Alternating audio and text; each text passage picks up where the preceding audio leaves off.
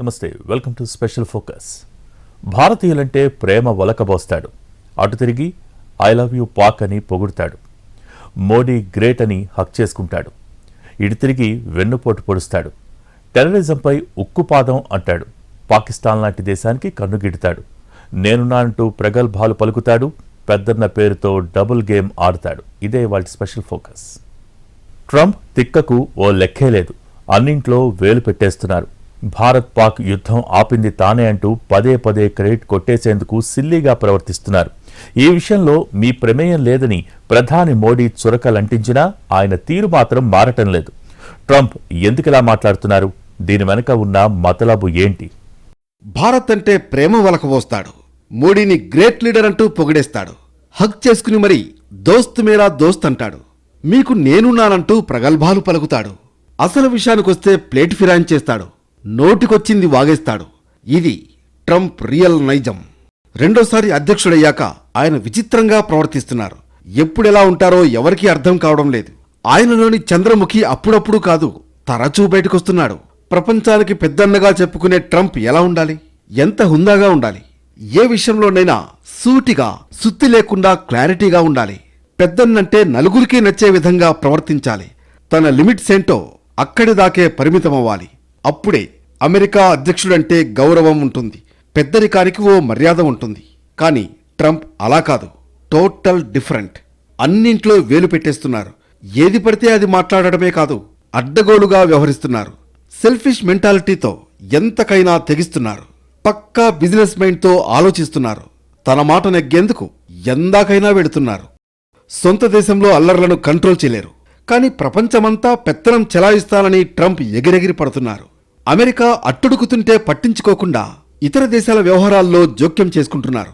ఇంటా బయట తీవ్ర వ్యతిరేకతను మూటగట్టుకుంటున్నారు. అయినా డోంట్ కేర్, తన రూటే సెపరేట్ అంటూ అనవసర విషయాల్లో తలదూరుస్తున్నారు. రెండోసారి అధ్యక్షులయ్యాక ఆయన టూ మచ్గా వ్యవహరిస్తున్నారనే విమర్శలున్నాయి.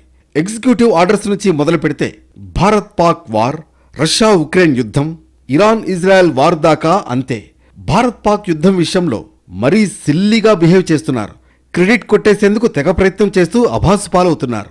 బ్లేమ్ గేమ్ అంటే కేర్ ఆఫ్ పెద్దన్న అనేలా తయారయ్యారు. ప్రపంచానికి సంబంధించిన మ్యాటర్ ఏదైనా సరే క్రెడిట్ కొట్టేయడంలో ముందుంటారు ట్రంప్. ప్రతి పాజిటివ్ అంశంలో తన పాత్ర ఉందంటూ ప్రకటనలు చేస్తూ ఉంటారు. భారత్ పాకిస్తాన్ మధ్య ఉద్రిక్తతలు ఆపడంలో తానే మధ్యవర్తి పాత్ర పోషించాలని గొప్పలు చెప్పుకున్నాడు. దాంతో ఇండియాలో పెద్ద ఎత్తున రాజకీయ రచ్చ జరిగింది.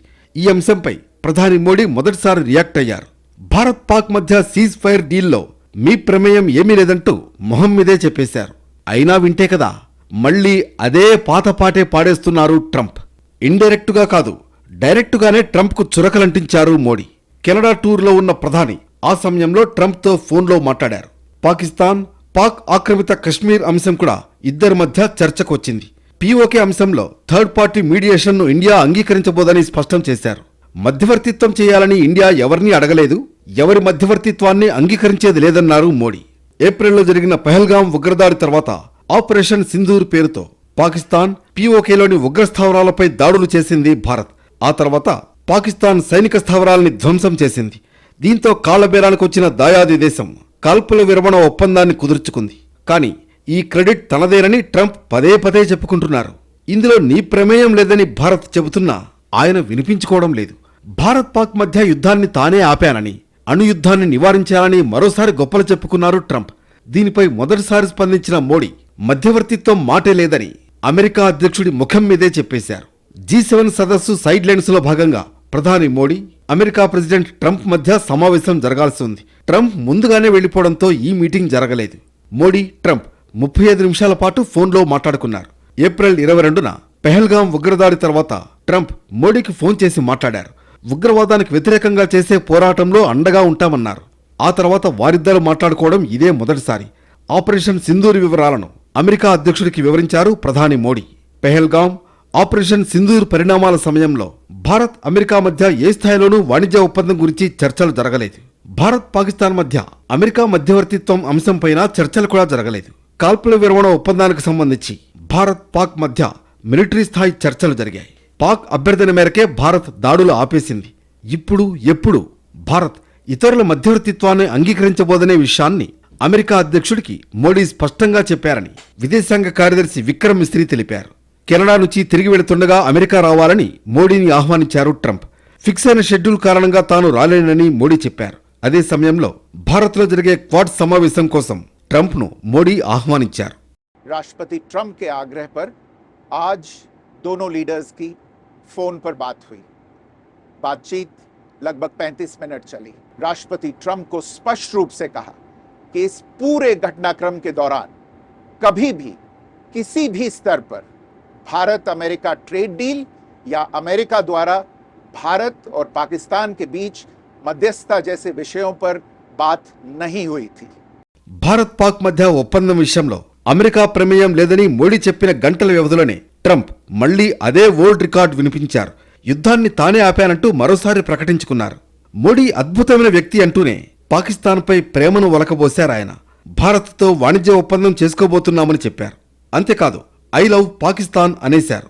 పాక్ ఆర్మీ చీఫ్ అసీం మునీర్ చాలా ప్రభావవంతమైన వ్యక్తి అంటూ నోరు పారేసుకున్నారు.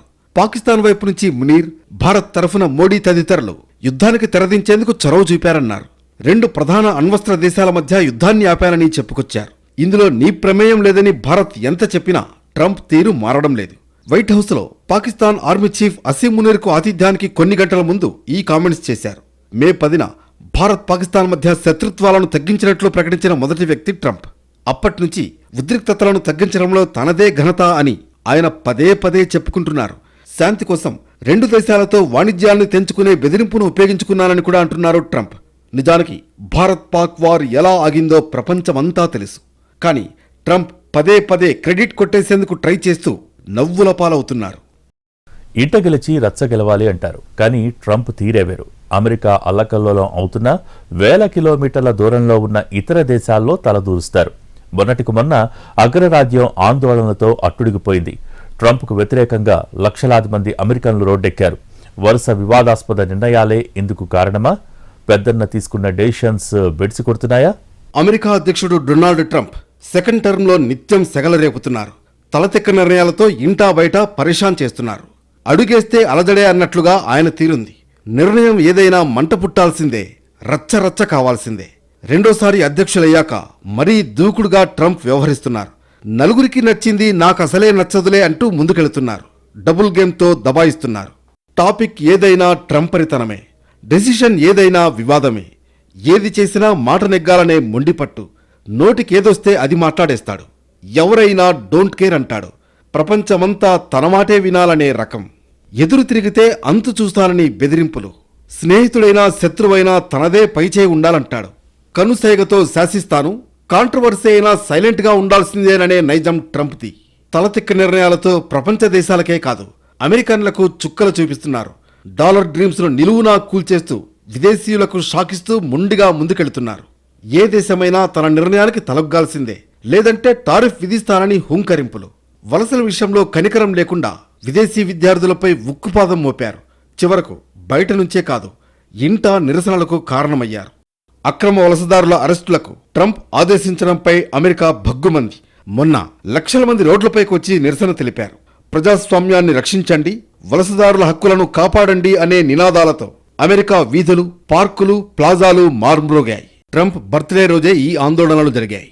అంతకుముందు లాస్ ఏంజల్స్ లో ఇమ్మిగ్రేషన్ అండ్ కస్టమ్స్ ఎన్ఫోర్స్మెంట్ అధికారులు వలసదారుల్ని అరెస్ట్ చేయడానికి ప్రయత్నించినప్పుడు ఆందోళనలు మొదలయ్యాయి.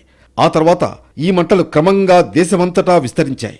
జనమంతా ఒక్కటై అమెరికా కోసం శాంతియుతంగా నిలిచారని, తమకు రాజులు అవసరం లేదని నో కింగ్స్ కమిటీ స్పష్టం చేసింది. New York, Denver, Chicago, Austin, Los Angeles లో నో కింగ్స్ అని రాసి ఉన్న బ్యానర్లతో నిరసనకు దిగారు. అట్లాంటాలో 5,000 మందికి సరిపడే వేదిక నిండిపోవడంతో వేలాది మంది బయటే ఉండిపోయారు. సియాటిల్ ఆందోళనల్లో ఏకంగా 70,000 మంది పాల్గొన్నారు. వాషింగ్టన్లోని లోగాన్ సర్కిల్లో 200 మంది ఆందోళనకారులు ట్రంప్ రాజీనామా చేయాలనే స్లోగన్స్ తో హోరెత్తించారు. ఫిలడెల్ఫియా, లాస్ ఏంజల్స్ లోని సిటీ హాల్ దగ్గర, Minnesota, North Carolina, Texas, Mississippi ప్రాంతాల్లోనూ ఈ నో కింగ్స్ మంటలు కొనసాగాయి. దేశవ్యాప్తంగా ఆందోళనలు జరుగుతున్న సమయంలో ట్రంప్ వాషింగ్టన్లోని సైనిక పరేడ్కు హాజరయ్యారు. ఒకవైపు నిరసనకారులు, మరోవైపు సైనికుల కవాతుతో వాషింగ్టన్ నగరం దద్దరిల్లింది. ప్రభుత్వ ధనంతో సైనిక పరేడ్ నిర్వహించడం సరికాదని ప్రతి 10 మంది అమెరికన్లలో 6 అభిప్రాయం వ్యక్తం చేశారు. ఈ పరిణామాలు ట్రంప్ వలస విధానాలపై దేశవ్యాప్తంగా ప్రజల్లో పెరుగుతున్న అసంతృప్తిని బయటపెడుతున్నాయి. ట్రంప్ రెండోసారి అధికారంలోకి వచ్చిన దగ్గర నుంచి make America great again, America first నినాదాలతో ప్రపంచ దేశాలకు కంటి మీద కునుకు లేకుండా చేస్తున్నారు. మొన్నటి వరకు అగ్రరాజ్యంలోని వలసవాదుల్ని తిరిగి స్వస్థలాలకు పంపించారు. అనేక దేశాలపై టారిఫ్లు విధించారు. ట్రంప్ వైఖరితో అమెరికాలో టూరిజానికి దెబ్బపడింది. అమెరికాలో ఉపాధి ఉద్యోగాల కోసం వచ్చే యువత తగ్గిపోయారు. ఈ క్రమంలో స్వదేశంలోనే ట్రంప్కు వ్యతిరేకంగా నిరసనలు రోజురోజుకు ఎక్కువవుతున్నాయి. ట్రంప్ తీసుకుంటున్న ఏకపక్ష నిర్ణయాలకు వ్యతిరేకంగా నిరసనకారులు లక్షలాది మంది రోడ్డెక్కారు. అమెరికాలో ప్రజాస్వామ్యాన్ని ఖూనీ చేస్తున్నారని, వలసదారుల హక్కులకు రక్షణ కల్పించాలని డిమాండ్ చేశారు. అమెరికాలో పరిస్థితులు రోజురోజుకు దిగజారిపోతున్నా ట్రంప్ మారడం లేదు. సున్నితంగా డీల్ చేయాల్సిన విషయాలను ట్రంప్ నేషనల్ గార్డ్స్ ను దింపే వరకు తీసుకురావడంతో కాలిఫోర్నియా, లాస్ ఏంజల్స్ తగలబడిపోయినంత పనైంది. అక్కడ అంటుకున్న చిచ్చు అమెరికా అంతా వ్యాపించింది. ఇది ఇంకా ఎక్కడి దాకా వెళుతుందనేది హాట్ టాపిక్ అయింది. ట్రంప్ ఇలాగే ఉంటే సివిల్ వార్ దిశగా అమెరికా పయనిస్తుందా అనే టాక్ నడిచింది. ఇప్పుడే కాదు, గతంలోనూ పెద్దన్నపై నిరసనలు హోరెత్తాయి.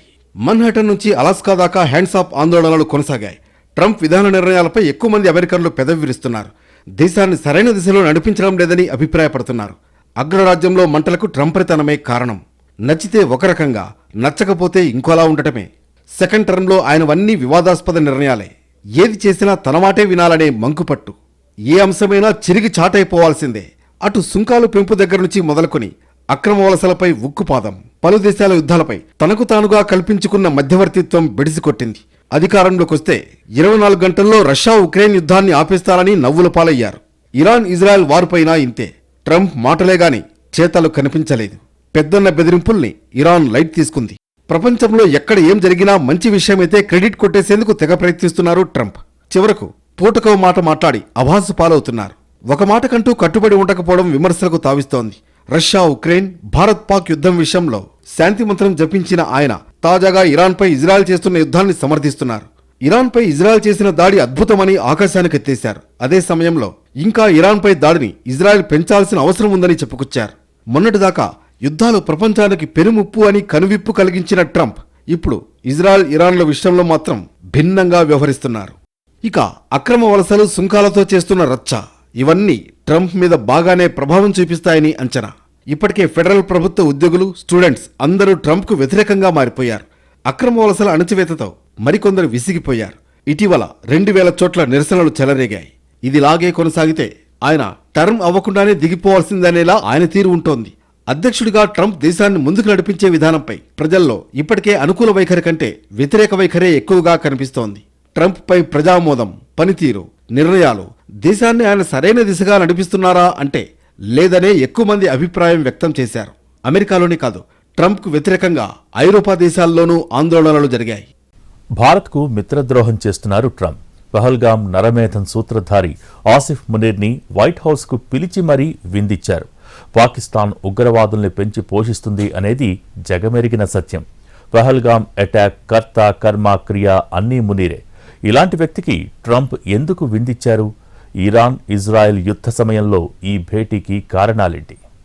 ట్రంప్ అంటే బ్లేమ్ గేమ్కు కేర్ ఆఫ్ అడ్రస్. చేసేవన్నీ తలాతోకాలేని పనులే. పూటకో మాట, రోజుకో వైఖరి. పదే పదే నిర్ణయాలను, విధానాలను మార్చుకుంటూ నవ్వుల పాలవుతున్నారు. ఇప్పుడే కాదు, తొలి నుంచి ట్రంప్వి అన్నీ అస్తవ్యస్త విధానాలే. 3 నెలల్లో ముచ్చమటలు, 6 నెలల్లో అడ్డగోలు పనులు, టారిఫ్లపై పూటకో మాట, అన్ని దేశాలతోనూ గిల్లి కజ్జాలు, మతిలేని వలస విధానం, విద్యా సంస్థలపై ఉక్కుపాదం. ఇలా ఏది చూసినా కాంట్రవర్సీయే. ట్రంప్పై ప్రపంచ దేశాల్లోనే కాదు, అమెరికన్లలోనూ అసంతృప్తి వ్యక్తమవుతోంది. ఈ 6 నెలల్లో ఆయన లెక్కలేనన్ని అనాలోచిత చర్యలకు దిగారు. అమెరికాను గొప్ప దేశంగా మార్చడం ఏమో కానీ కావాల్సిన దానికన్నా ఎక్కువే వ్యతిరేకతను తెచ్చుకున్నారు. ట్రంప్ చర్యలన్నింట్లోనూ అత్యంత వివాదాస్పదమైనది టారిఫ్ల ఎపిసోడ్. అమెరికాపై భారీ టారిఫ్లు విధిస్తున్నాయంటూ చాలా దేశాలపై అంతర్జాతీయ వాణిజ్య సూత్రాలకు విరుద్ధంగా ప్రతీకార చర్యలకు దిగారు. అగ్రరాజ్యాలు మొదలుకొని చివరికి అసలు జనమే ఉండని అంటార్కిటికా వంటి ప్రాంతాలపైన ఎడాపెడా టారిఫ్లు పెంచి నవ్వుల పాలయ్యారు. పైగా వాటిని రోజుకోలా మారుస్తూ టెన్షన్ పెట్టారు. చివరకు మంచి దోస్తులైన దేశాలను వదల్లేదు. తమ్ముడే పేకాటే అన్నట్లుగా నడుచుకున్నారు. భారత్పై భారీగా టారిఫ్లు వేసి ట్రంపరితనాన్ని నిరూపించుకున్నారు. భారత్ అమెరికా మధ్య మంచి సంబంధాలున్నాయి. ట్రంప్ వచ్చాక ద్వైపాక్షిక సంబంధాలు మరింత బలోపేతమయ్యాయి. ఇరు దేశాల అధినేతలు ఎన్నోసార్లు సమావేశమై చర్చలు జరిపారు. కానీ మంచి స్నేహమున్న టారిఫ్ల విషయంలో మన దేశాన్ని ఇబ్బంది పెట్టారు ట్రంప్. అక్రమ వలసలపై ఉక్కుపాదం మోపే పేరిట వలసదారుల్ని ట్రంప్ తెగ టెన్షన్ పెట్టారు. పగ్గాలు చేపట్టిన కొద్ది రోజులకే అక్రమ వలసదారుల్ని భారీ ఖర్చుతో ఏకంగా సైనిక విమానాల్లో స్వదేశాలకు పంపారు. సుదీర్ఘ ప్రయాణం పొడవునా సంకెళ్లు వేసి విమర్శలు మూటకట్టుకున్నారు. తర్వాత వారిని గ్వాటమాలా తదితర సమీప దేశాలకు తరలించి నిర్బంధంలో ఉంచారు. దీనిపై కోర్టుల మందలింపులు ఎదుర్కోవాల్సి వచ్చింది. ఇక విదేశీ విద్యార్థుల విషయంలోనైతే ట్రంప్ అత్యంత అమానవీయంగా వ్యవహరించారు. 5-6 ఏళ్ల చరిత్రను తవ్వుతూ ఎక్కడ ఏ చిన్న తప్పిదం కనిపించినా దేశం వీడాలని ఆదేశించారు. ఈ విషయంలో కోర్టులు ఎన్నిసార్లు ముట్టికాయలు వేసినా ఆయన తీరు మారలేదు. మిత్రపక్షాలైన దేశాలపై కఠిన వైఖరి అవలంబిస్తూ దెబ్బకొట్టారు. ఉక్రెయిన్ అధ్యక్షుడు జెలెన్స్కీని చర్చలకంటూ పిలిచి వైట్ హౌస్లో మీడియా సాక్షిగా ట్రంప్ ఘోరంగా అవమానించిన తీరు చూసి ప్రపంచం నివ్వెరపోయింది. దేశాధ్యక్షుడనే కనీస గౌరవం కూడా లేకుండా సూటిపోటి మాటలతో రెచ్చిపోయారు. జెలెన్స్కీ ఎక్కడా తగ్గకుండా మాటకు మాట బదులిచ్చారు. చివరకు ట్రంప్ ఆయన్ను వైట్ హౌస్ నుంచి అవమానకర రీతిలో వెళ్లగొట్టిన తీరు చూసి ప్రపంచం షాక్ అయింది. కెనడా మొదలుకుని పలు దేశాలపై నోటు దురుస్తో ట్రంప్ పరువు తీసుకున్నారు. అమెరికాలో 51వ రాష్ట్రంగా విలీనమైతే మేలంటూ అనవసర వ్యాఖ్యలు చేసి కెనడాతో శత్రుత్వాన్ని కొని తెచ్చుకున్నారు. పైగా ఆ దేశంపై విధించిన అడ్డగోలు టారిఫ్లతో అంతిమంగా అమెరికాకే నష్టం కలిగింది. గ్రీన్లాండ్ను ఆక్రమించేసుకుంటామని ప్రకటించి మరో వివాదాల తేనెతుట్టెను కదిపారు. గాజా నుంచి పాలస్తీనియన్లను పూర్తిగా తొలగించేసి దాన్ని పర్యాటక ప్రాంతంగా అభివృద్ధి చేస్తామంటూ తలా తోకాలేని ప్రకటన చేశారు. ఉక్రెయిన్కు చేసిన యుద్ధ సాయానికి బదులుగా ఆ దేశ ఖనిజ నిల్వల్ని అమెరికాకు కట్టబెట్టాల్సిందేనంటూ అసలు స్వరూపాన్ని బయటపెట్టుకున్నారు. వియత్నాం విషయంలోనూ ఇంతే. ఎడాపెడా టారిఫ్లు విధిస్తూ నమ్మిన దేశాలకు వెన్నుపోటు పొడిచారు. ఎంతో కాలంగా స్నేహం చేస్తున్న దేశాలకు మిత్రద్రోహం చేశారాయన. ఇప్పటి వరకు తైవాన్కు అమెరికా పరోక్షంగా మద్దతిస్తే ట్రంప్ ఆ బాధ్యత నుంచి వైదొలిగారు. నిజానికి తైవాన్పై అమెరికా 1979 నుంచి వ్యూహాత్మక అస్పష్టత విధానాన్ని అవలంబిస్తోంది. అంటే తైవాన్తో ఎలాంటి సంబంధాలు లేనట్లు పైకి నటిస్తూనే తెర వెనుక ఆ దేశానికి అన్ని విధాలా అండగా నిలబడడం. ఇప్పుడు ట్రంప్ తనకు అలాంటి శశభిషలేవీ లేవని, అలాంటి డొంక తిరుగుడు విధానం తనది కాదని కుండబద్దలు కొట్టి చెప్పేశారు. తైవాన్ ఏమైతే నాకేంటి అన్నట్లుగా ఆయన వ్యాఖ్యలు ఉంటున్నాయి. పైపెచ్చు తనకు చైనాతో సత్సంబంధాలు ముఖ్యమని ట్రంప్ తేల్చేశారు. భారత్తో మంచి స్నేహం ఉందంటూనే పెహల్గాం నరమేధం సూత్రధారి మునీర్ను వైట్ హౌస్కు పిలిచి విందిచ్చారు. ఇజ్రాయెల్, ఇరాన్ మధ్య తీవ్ర ఉద్రిక్త పరిస్థితులు నెలకొన్న వేళ Pakistan army chief Asim Munir America పర్యటన చేపట్టారు. ఈ క్రమంలో ట్రంప్ ఆయనకు విందు ఏర్పాటు చేశారు. వైట్ హౌస్లోని క్యాబినెట్ రూమ్ ఇందుకు వేదికైంది. నిజానికి ఇది క్లోజ్డ్ డోర్ మీటింగ్. మీడియా కూడా ఇందులో ప్రవేశం లేదు. ఓవైపు ఇరాన్కు పాకిస్తాన్ సన్నిహిత దేశం కావడం, మరోవైపు పాక్ ఆర్మీ చీఫ్ అమెరికా అధ్యక్షుడితో భేటీ కావడం హాట్ టాపిక్గా మారింది. వాస్తవానికి ఉగ్రవాదుల్ని పాక్ పెంచి పోషిస్తుందనేది జగమెరిగిన సత్యం. టెర్రరిస్టుల ఫ్యాక్టరీకి కేరాఫ్ అయిన ఆ దేశం ఉగ్రవాదుల్ని భారత్పైకి ఉసిగొలుపుతోంది. పెహల్గాం అటాక్తో ఇది మరోసారి రుజువైంది. ఈ దాడిని ఖండిస్తూ ఉగ్రవాద నిర్మూలన పోరులో భారత్కు అండగా ఉంటామని ట్రంప్ హామీ ఇచ్చారు. కానీ ఇప్పుడు మునీర్తో విందు దేనికి సంకేతం? ఇక్కడ ట్రంప్ డబుల్ గేమ్ ఆడుతున్న విషయం స్పష్టంగా అర్థమవుతుంది. దోస్త్ మేరా దోస్త్ అంటూనే భారత్కు మిత్రద్రోహం చేస్తోంది అమెరికా. ఇక పెద్దన్న పాత్ర పోషిస్తూ వివిధ దేశాలు, సంస్థలకు ఇప్పటి వరకు మానవతా సాయం చేసిన అమెరికా ఇప్పుడు ఆ భావనకు పూర్తిగా నీళ్లు వదిలేస్తోంది. ట్రంప్ మళ్లీ అధికారంలోకి వచ్చిన తర్వాత వివిధ దేశాలకు ఆర్థిక సాయం ఆపేశారు. దేశంలో ఖర్చులు తగ్గించుకునేందుకు ఉద్యోగులపై వేటు వేశారు. ఖర్చులు తగ్గించుకోవడానికే ప్రత్యేకంగా ఓ విభాగాన్ని ఏర్పాటు చేశారు. వీసాలను అమ్ముకోవడానికి రెడీ అయ్యారు. అగ్రరాజ్యం పేరిట అమెరికా ఇప్పటి వరకు పెద్దన్న పాత్ర పోషించింది. ప్రజాస్వామ్య వికాసం, ఆరోగ్య సంక్షేమం తదితరాల పేరిట నిధులిచ్చేది. చిన్న దేశాలని ఆర్థికంగా ఆదుకునేది. అలాంటి దేశానికి రెండోసారి అధ్యక్ష పగ్గాలు చేపట్టిన ట్రంప్ వ్యవహార శైలి ఇప్పుడు అందుకు పూర్తి భిన్నంగా మారింది. మొదటిసారి పాలనతో పోలిస్తే రెండోసారి పాలనలో ఆయన తీరు చాలా మారింది. ఆయన తీసుకుంటున్న నిర్ణయాలు ఎక్కువగా డబ్బుతో ముడిపడినవే అయి ఉండడం ఇందుకు నిదర్శనం. డీల్ ఏదైనా అమెరికాకు లాభం కలగాలనేలా ట్రంప్ వైఖరి ఉంటోంది. ఇందుకోసం మిత్ర దేశాలకు హ్యాండ్ ఇస్తున్నారు. మొత్తానికి పెద్దన్న కంటే మిత్రద్రోహి అంటే సరిపోతుందనేలా వ్యవహరిస్తున్నారాయన.